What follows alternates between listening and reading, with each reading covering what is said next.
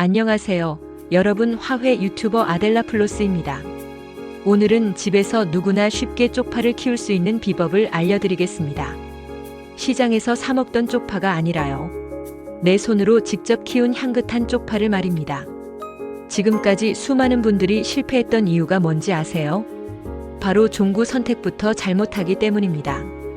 오늘 영상 끝까지 보시면 여러분도 쪽파 재배 전문가가 될 수 있습니다. 쪽파 재배를 시작해야 하는 이유. 먼저 왜 쪽파를 직접 키워야 하는지 말씀드릴게요. 시중에서 파는 쪽파 한 단에 보통 3,000원에서 5,000원 하죠.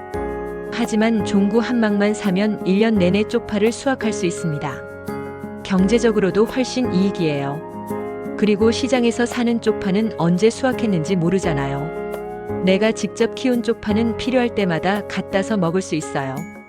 향도 훨씬 진하고 맛도 깔끔합니다. 특히 농약 걱정도 전혀 없죠. 아이들이 있는 가정에서는 더욱 중요한 부분이에요. 쪽파의 놀라운 영양가. 쪽파가 단순한 양념 채소라고 생각하시면 큰 오산입니다. 비타민C가 레몬보다 많이 들어있어요. 면역력 향상에 탁월한 효과가 있습니다. 또한 베타카로틴이 풍부해서 눈 건강에도 좋아요. 칼슘 함량도 상당히 높습니다. 성장기 아이들에게 꼭 필요한 영양소죠. 그리고 칼륨이 나트륨 배출을 도와 혈압 조절에 효과적입니다. 식이섬유도 풍부해서 장 건강에 도움이 됩니다. 백지당 단 30칼로리밖에 안 해요. 다이어트 하시는 분들에게도 완벽한 식품입니다. 쪽파 종구 선택하는 황금 법칙. 이제 가장 중요한 종구 선택법을 알려드릴게요. 20년 경험으로 말씀드리는데 종구 선택이 성패를 좌우합니다. 먼저 크기를 보세요. 너무 크거나 작으면 안 됩니다. 엄지손가락 크기 정도가 가장 이상적이에요. 모양은 반드시 둥글고 통통해야 합니다. 납작하거나 모양이 찌그러진 건 피하세요. 겉껍질을 살펴보세요. 윤기가 나고 탄탄해야 합니다. 만져봤을 때 푸석푸석하면 좋지 않은 종구예요. 색깔도 중요합니다. 자연스러운 갈색이나 보라색을 띄어야 해요. 너무 하얗거나 검은 부분이 있으면 병에 걸린 것일 수 있어요. 가장 중요한 건 싹이 움트기 시작한 걸 선택하는 겁니다. 작은 초록색 싹이 살짝 보이는 게 최고예요. 이런 종구는 심자마자 바로 자라기 시작합니다. 심는 시기 완벽 타이밍. 쪽파는 언제 심어야 할까요? 크게 봄 심기와 가을 심기로 나뉩니다. 봄 심기는 4월 중순부터 5월 초까지가 최적이에요. 이때 심으면 6월 장마 전에 수확할 수 있습니다. 가을 심기는 8월 말부터 9월 중순까지입니다. 가을 심기의 장점은 겨울을 나면서 더욱 단단해진다는 거예요. 봄에 수확하는 쪽파는 향이 정말 진합니다. 지역별로 조금씩 차이가 있어요. 중부 지방에서는 가을 심기를 더 선호합니다. 남부 지방에서는 봄 심기가 더 유리해요. 여러분이 사는 지역의 기후를 고려해서 선택하세요. 날씨도 중요합니다. 비가 오기 전에 심으면 뿌리 내리기 좋아요. 하지만 너무 추운 날은 피하세요. 집에서 쪽파 심기 준비 단계. 이제 본격적으로 집에서 심는 방법을 알려드릴게요. 우선 화분부터 준비해야 합니다. 깊이가 최소 20cm는 되어야 해요. 너무 얕으면 뿌리가 제대로 자라지 못합니다. 폭은 30cm 이상이면 좋겠어요. 여러 개를 심을 수 있거든요. 배수구멍이 반드시 있어야 합니다. 물이 고이면 뿌리가 썩을 수 있어요. 흙은 어떤 걸 써야 할까요? 시중에서 파는 채소용 배양토가 가장 좋습니다. 거기에 퇴비를 조금 섞어주세요. 비율은 배양토 7에 퇴비 3 정도면 됩니다. 모래를 조금 넣으면 배수가 더 잘 돼요. 전체 흙의 10% 정도면 충분합니다. 종구 심기 상세 과정. 이제 실제로 심어보겠습니다. 먼저 화분 바닥에 배수를 위한 자갈을 깔아주세요. 그 위에 준비한 흙을 넣습니다. 화분 높이의 80%까지만 채워주세요. 물을 조금 뿌려서 흙을 촉촉하게 만듭니다. 너무 많이 주면 안 돼요. 이제 종구를 심을 구멍을 만듭니다. 간격은 종구 사이로 10cm 정도 떨어뜨려 주세요. 너무 가까이 심으면 서로 경쟁해서 잘 안 자라요. 깊이는 종구 크기의 2배 정도면 됩니다. 너무 깊게 심으면 싹이 늦게 나와요. 종구를 구멍에 넣고 살짝 눌러주세요. 뾰족한 부분이 위를 향하도록 해야 합니다. 이건 정말 중요해요. 거꾸로 심으면 싹이 제대로 안 나와요.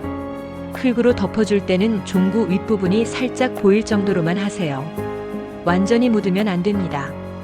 마지막으로 물을 충분히 줍니다. 하지만 흥건할 정도로 많이 주면 안 돼요. 발화 후 초기 관리.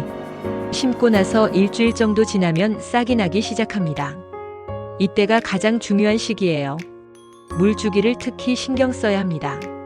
흙 표면이 마르면 바로 물을 줘야 해요. 하지만 과습은 절대 금물입니다. 하루에 한 번 정도 흙 상태를 확인해 보세요. 손가락을 흙에 살짝 넣어 봤을 때 촉촉하면 괜찮아요. 햇빛도 중요합니다. 하루에 최소 6시간은 햇빛을 받아야 해요. 베란다나 창가에 두시면 됩니다. 너무 뜨거운 직사광선은 피해주세요. 특히 여름철에는 오전 햇빛만 받도록 하세요. 바람도 적당히 통해야 합니다. 너무 밀폐된 곳에 두면 병이 생길 수 있어요. 성장 단계별 세심한 관리.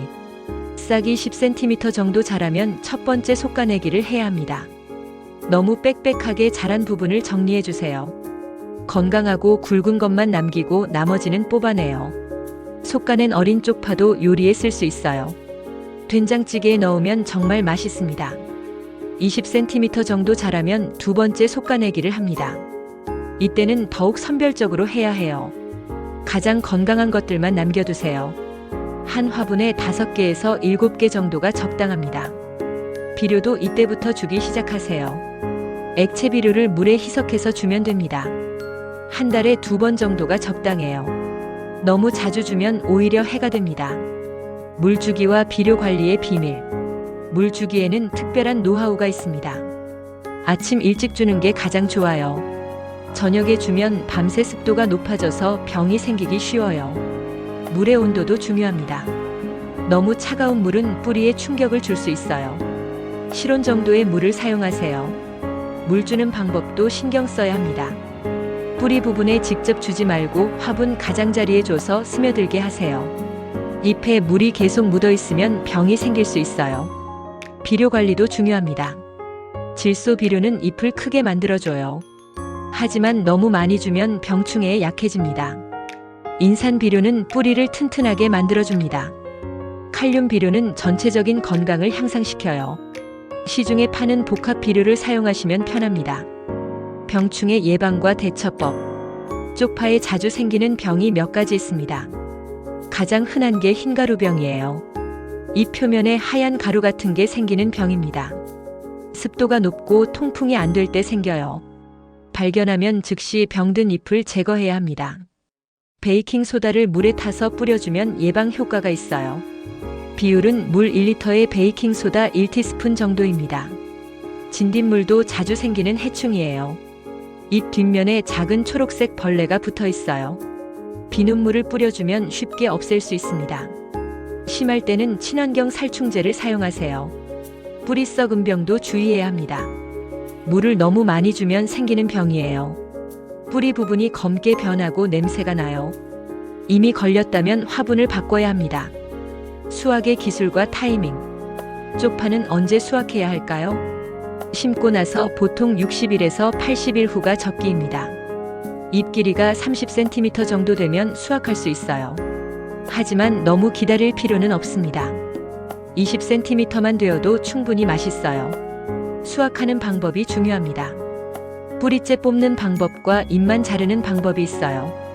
계속 키우고 싶다면 잎만 자르세요. 뿌리에서 3cm 정도 위에서 잘라주면 됩니다. 그러면 다시 새 잎이 올라와요. 한 번 심어서 3번에서 4번까지 수확할 수 있습니다. 수확할 때는 아침 일찍 하는 게 좋아요. 이슬이 마르기 전이 가장 신선합니다. 가위를 사용할 때는 깨끗하게 소독하고 써야 해요. 병균이 옮을 수 있거든요. 수확 후 보관법과 활용법. 갓 수확한 쪽파는 어떻게 보관해야 할까요? 먼저 깨끗하게 씻어주세요. 뿌리 부분에 흙이 많이 묻어 있어요. 찬물에 담가서 흔들어주면 쉽게 제거됩니다. 물기를 완전히 제거하는 게 중요해요.